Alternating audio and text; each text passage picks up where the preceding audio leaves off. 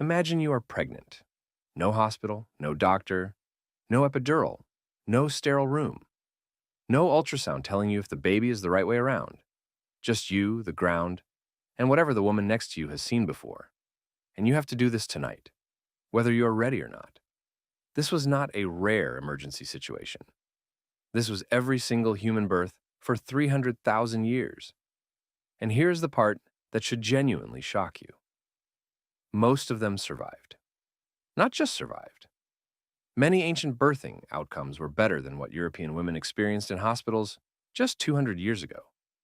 Which means at some point, civilization made childbirth more dangerous, not less.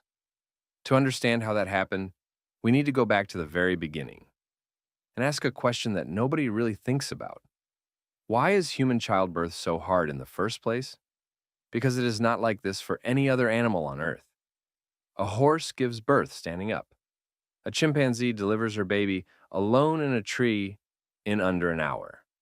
A cat has 6 kittens in an afternoon and barely seems inconvenienced. But humans? Humans regularly die doing this. And the reason is something that happened roughly 2 million years ago. Something that seemed like a great idea at the time. We stood up. The moment our ancestors shifted from moving on 4 limbs to walking upright, the entire structure of the pelvis had to change. It rotated, it narrowed, it became optimized for walking and running rather than giving birth. At the exact same time, something else was happening. Our brains were getting bigger, much bigger. So you now have a species with a shrinking exit and an increasingly massive package trying to get through it. Anthropologists call this the obstetric dilemma, and it created something completely unique in the animal kingdom. A birth that requires help. Every other primate gives birth with the baby facing outward, away from the mother. This means the mother can reach down, guide the baby out, and clear its airway herself. Human babies come out facing inward, toward the mother's back, which means if she reaches down to help, she risks bending the baby's spine the wrong way. She needs someone behind her, someone who can see what she cannot. This is not a modern medical insight. This is a biological design feature.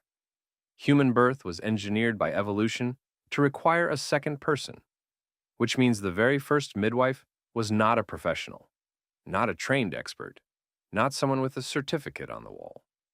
She was just the woman who had done it before. Archaeological evidence suggests assisted birth goes back at least 300,000 years, possibly much further.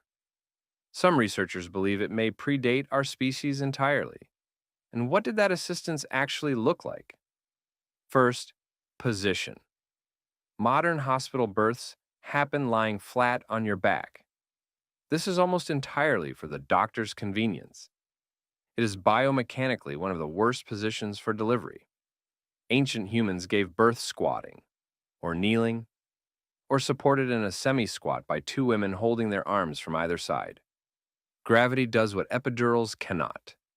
Squatting widens the pelvic outlet by up to 30% compared to lying flat. The position we use in hospitals today was popularized in 17th century France, reportedly because King Louis XIV wanted a better view of his mistress giving birth. Ancient humans had no morphine, no epidural, no gas and air, but they were not working with nothing. Blue cohosh to stimulate contractions. Black cohosh to regulate them. Willow bark, the original aspirin, for pain. The women doing this weren't guessing. They had accumulated thousands of years of direct observed knowledge about what helped and what didn't, passed mother to daughter to granddaughter across hundreds of generations. That knowledge had no textbook. Third, and this is the part that changes how you see everything, community. In every hunter-gatherer society ever studied, birth is not a private medical event. It is a communal one. The women of the tribe gather, not as spectators, as participants. Someone applies pressure to the lower back during contractions. Someone controls breathing rhythm. Someone manages the environment. fire temperature, noise level, who's allowed near. Someone talks constantly. Research on modern birth outcomes shows that continuous emotional support during labor reduces the need for pain medication by 31%, reduces cesarean rates by 28%, and shortens labor by an average of 41 minutes. Ancient humans did not know those statistics. They just knew it helped. So they never stopped doing it. Now here's where the story takes a dark turn. Because everything changed when civilization arrived. Agriculture, cities, written records, organized religion. And with organized religion came a very specific idea about women, pain, and childbirth. The Bible, Genesis 3:16. I will make your pains in childbearing very severe. With painful labor, you will give birth to children. Pain during birth was reframed as divine punishment, something to be endured, not solved. Women who used herbal pain relief risked being accused of witchcraft. The village woman with the knowledge of which plants helped, the direct descendant of 300,000 years of accumulated birth wisdom, became a figure of suspicion and danger.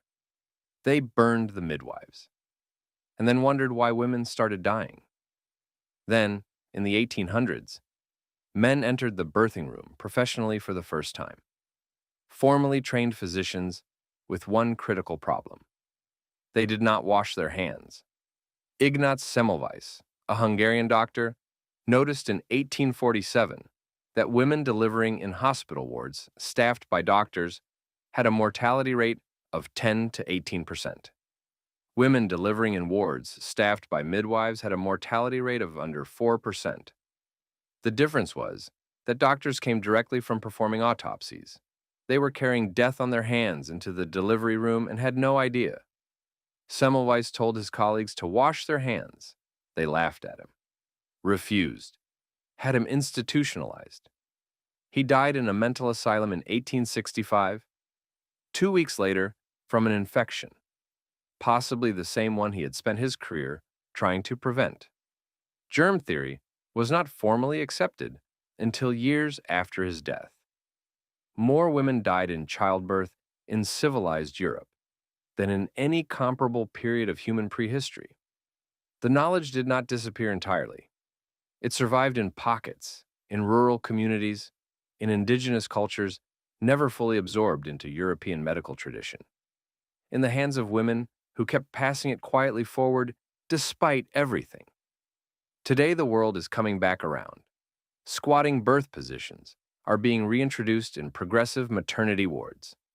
Continuous doula support is now recommended by the World Health Organization. Several plant compounds used in ancient birth practice are under formal pharmacological study. We are rediscovering things women knew 300,000 years ago, things that were never lost, just ignored. The first midwife had no degree, no hospital, no running water, no textbook written by men who had never given birth. She had something older than all of those things. She had been there before. She had watched, she had learned, she had remembered. And when the moment came, she knelt down in the dark next to someone who was terrified, and she stayed there until it was over.